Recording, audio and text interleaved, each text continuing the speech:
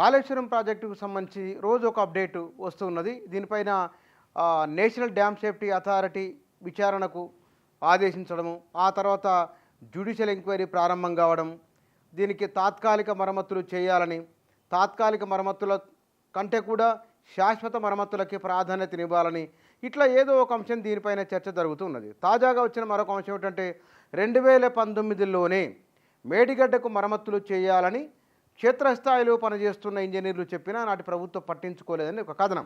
అది సాక్షిలో వచ్చింది. ఇది మరమ్మతుల కోసం బ్యారేజీని ఖాళీ చేయడానికి సర్కారు అనుమతినివ్వలేదు, సకాలంలో మరమ్మతులు లేక బ్యారేజీ క్షీణిస్తూ వచ్చింది.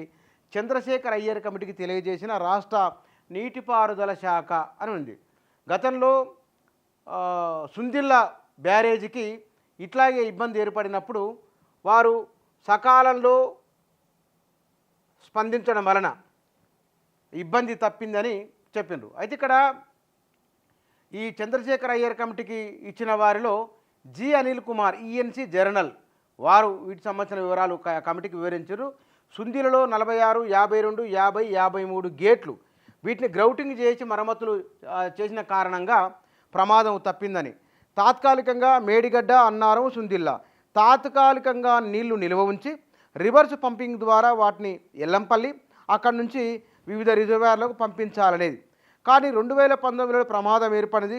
ఈ ప్రమాదం ఏర్పడినప్పుడు నీళ్ళు కిందికి వదిలి వాటిని గ్రౌటింగ్ చేసి సీపేజీని అరికట్టాలని చెప్పినప్పటికీ నాటి ప్రభుత్వం పట్టించుకోలేదని చంద్రశేఖర్ అయ్యర్ కమిటీ చెప్పిన మాట. అయితే ఇందులో రేపు పీసీ ఘోష్ అక్కడికి జ్యుడిషియల్ ఎంక్వైరీకి వెళ్ళబోతున్నారు. వెళ్ళి వచ్చిన తర్వాత ఒకవైపున నేషనల్ డ్యామ్ సేఫ్టీ అథారిటీ, రెండో జ్యుడిషియల్ ఎంక్వైరీ. ఈ రెండు మార్గాలలో ఎక్కడ లోపం జరిగింది, దీనికి కారణం ఎవరు, కార్యాచరణ సంబంధం ఏమిటి, ఈ విషయాలపైన స్పష్టత వచ్చిన తర్వాత ప్రభుత్వం దీనిపైన ఒక నిర్ణయం తీసుకునే అవకాశం ఉన్నది. 2022లో 23 చివరిలో అది కూలైన నాటికల్లా, అంటే 2019, 20, 21, 22, 23 చివరి నాటికి ఈ మధ్యకాలంలో జరిగింది ఏమిటి, క్షేత్రస్థాయిలో ఉన్న అధికారులు చెప్పింది ఏమిటి, నిర్మాణ సంస్థ మరమ్మతులు చేద్దామని చెప్పినా సరే నిజంగానే ఆనాడు ప్రభుత్వం అంగీకరించలేదా, ఇత్యాది విషయాలపైన విచారణ జరిగిన తర్వాత తుది అంశం ఎట్లా తేలుతుందో చూడాలి. ఆ తర్వాత ప్రభుత్వం విషయంలో ఎటువైపు అడుగులు వేస్తుందో చూడాలి.